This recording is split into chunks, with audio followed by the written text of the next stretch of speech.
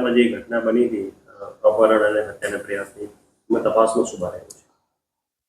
છાણી police સ્ટેશનમાં તારીખ 8/4/26 એટલે 8મી એપ્રિલે રાત્રિના સમયે એક અપહરણનો બનાવ બને, જે સંદર્ભે તારીખ 9/4/26 સવારે 11થી 11:30 વાગ્યાની આસપાસ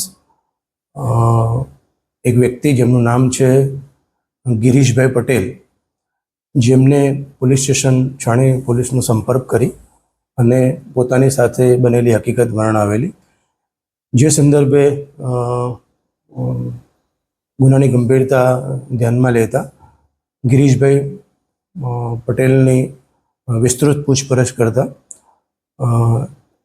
એમની એક ફરિયાદ 2:30 વાગે રજીસ્ટર કરવામાં આવેલ છાણી પોલીસ સ્ટેશનમાં IPC 307, 365, 386, GP 135 અને 120B અંતર્ગત એક ઓફેન્સ રજીસ્ટર કરવામાં આવેલો, જે પોતાની હકીકત ગિરીશભાઈએ જણાવેલી એ પ્રમાણે એમનું અપહરણ કૌશિક નામના વ્યક્તિ અને એમની સાથે સંકળાયેલા બીજા 4 થી 5 ઈસમો દ્વારા કરવામાં આવ્યું છે એવી છાણી પોલીસ સ્ટેશનને એમને હકીકત જાહેર કરેલી, જે સંદર્ભે થોડા CCTV ફૂટેજની ચકાસણી કરતા વડોદરા શહેરની છાણી પોલીસ સ્ટેશનના PI અને એમની ડિસ્ટાફની ટીમ, ઝોન 1 LCBની ટીમ અને ક્રાઇમ બ્રાન્ચની વિવિધ ટીમો દ્વારા કૌશિક અને એની સાથે સંડોવાયેલા જે સાગરીતો છે એને પકડવા માટે વિવિધ ટીમો બનાવવામાં આવેલી.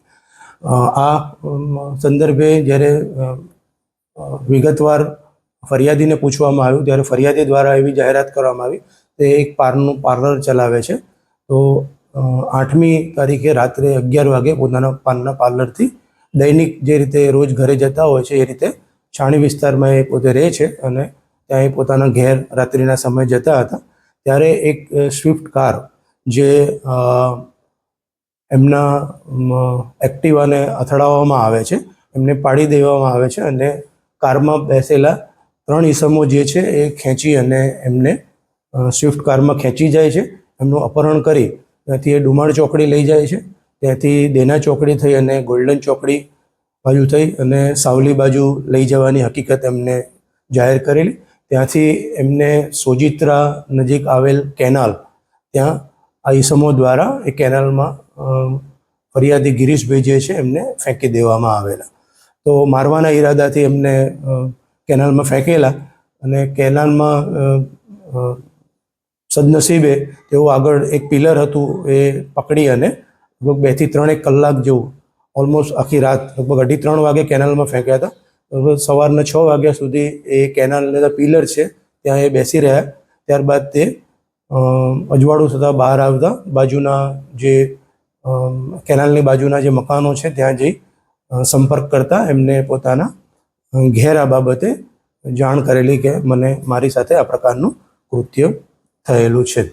તો એ સંદર્ભે પોલીસ દ્વારા કૌશિક અને એની સાથે સંકળાયેલા બીજા સાગરીતો, જેમાં નીલકંઠ, ઉમંગ, ગોવિંદ અને પૃથ્વી, આ બધાને ગણતરીના કલાકોમાં પકડી અને નામદાર કોર્ટમાં રજૂ કરી એમના રિમાન્ડ મેળવવામાં આવ્યા.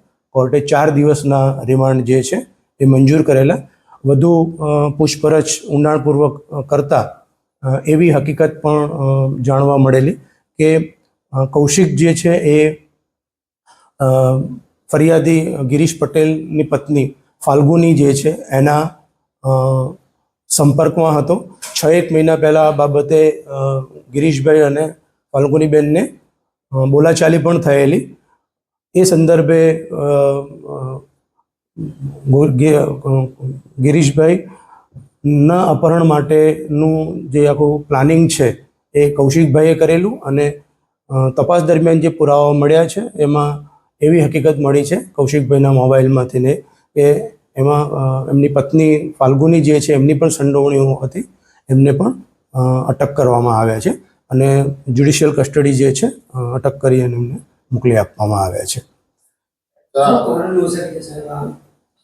બંને વચ્ચે શું પ્રેમ સંબંધ હતો, શું સંબંધ હતો? હા, પ્રાથમિક જે મેં કીધું એ ફરિયાદ પછી અમે બીજા અન્ય સાંયોગિક પુરાવાઓ, મોબાઈલ અને ટેકનિકલ એનાલિસિસ કરી અને વિસ્તૃત અને ઊંડાણપૂર્વક પૂછપરછ કરતા બંને વચ્ચે પ્રેમ સંબંધ હતા કૌશિક અને ફાલ્ગુની વચ્ચે.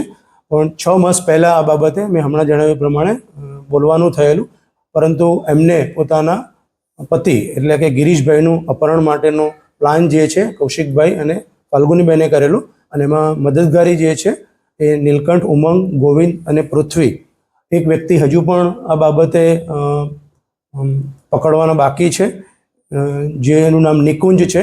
અને તપાસ દરમિયાન એવું જાણવા મળ્યું છે કે આ અપહરણ કરવા માટે 35,000 રૂપિયા જે છે એ નિકુંજને આપવામાં આવેલા.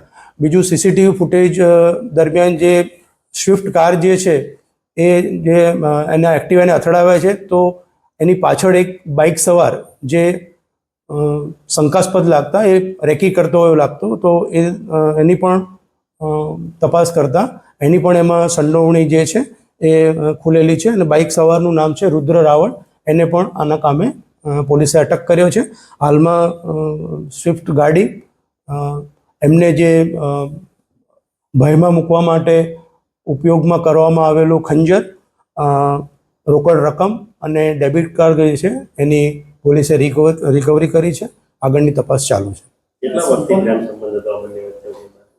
અત્યારે હાલ જે તપાસમાં જાણવા મળેલું છે એ પ્રમાણે લગભગ 5 વર્ષ પહેલાં એમનો બંને એક જ જ્ઞાતિના હતા, બંનેનો સગાઈ થવાની હતી એવી હકીકત મળેલી, પરંતુ કોઈ સંજોગવશાત સગાઈ ન થતાં ફાલ્ગુની જે છે એના સગાઈ અને લગ્ન જે છે એ ગિરીશભાઈ સાથે થયેલા એવી હકીકત ધ્યાને આવેલી છે. મર્ડરનો પ્લાન હતો, મર્ડરનો પ્લાન હતો?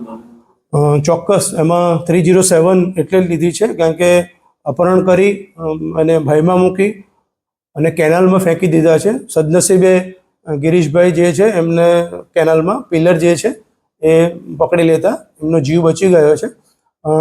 એ સંદર્ભને ધ્યાનમાં રાખી 307 જે છે એ ઓફિસ રજીસ્ટર. પત્નીનો શું રોલ હતો? એ સમગ્ર હકીકતથી શરૂઆતથી જ વાકેફ હતી, અને એના જે સંયોગિક પુરાવાઓ મેં કીધું મોબાઈલ લીધા, અને કૌશિકની પૂછપરછમાં અને એની પત્ની જે છે એની પૂછપરછમાં પણ એ હકીકત આવી છે કે એમને શરૂઆતમાં જ આ રીતનું ખ્યાલ હતો અને આ પ્રકારનું કાવતરું ઘડી એમના પતિને મારી નાખવા માટેનું આખું કાવતરું ઘડેલું.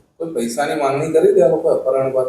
અપહરણ દરમિયાન કોઈ પૈસાની માગણી કરી હોય ધ્યાનમાં નથી આવ્યું, પરંતુ આ અપહરણ માટે 35,000 રૂપિયા જે છે એ ચૂકવવામાં આવ્યા છે એવી હકીકત ધ્યાને આવી છે. અન્ય આરોપીઓ જે છે એમનો શું રોલ છે? બીજા જે અન્ય આરોપીઓ છે એમાં કૌશિક જે સૌપ્રથમ નીલકંઠ કરીને જે વ્યક્તિ છે એનો સંપર્ક કરેલો, અને નીલકંઠે બીજા અન્ય ઈસમો જે છે એમને આ પ્રકારના પ્લાનિંગ માટે અથવા અપહરણ માટે તૈયાર કરેલા. તો આ બધાએ ગુનાહિત કાવતરું ઘડી અને ગિરીશભાઈ જે છે એમનું અપહરણ કરેલું. પૈસા માટે જ કર્યું છે? બીજા અન્ય જે છે ઈસમો એ પૈસા માટે જોડાયેલા છે, જ્યારે કૌશિકભાઈ જે છે એમના ફરિયાદીના પત્ની સાથેના જે અંગત સંબંધો છે એ સંદર્ભે આ પ્રકારનું કાવતરું ઘડેલું.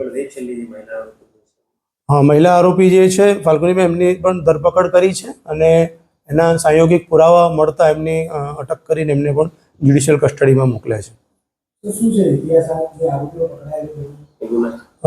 એ બાબતમાં કોઈ ગુનાહિત ઇતિહાસ હજુ સુધી કોઈ ધ્યાનમાં આવેલ નથી.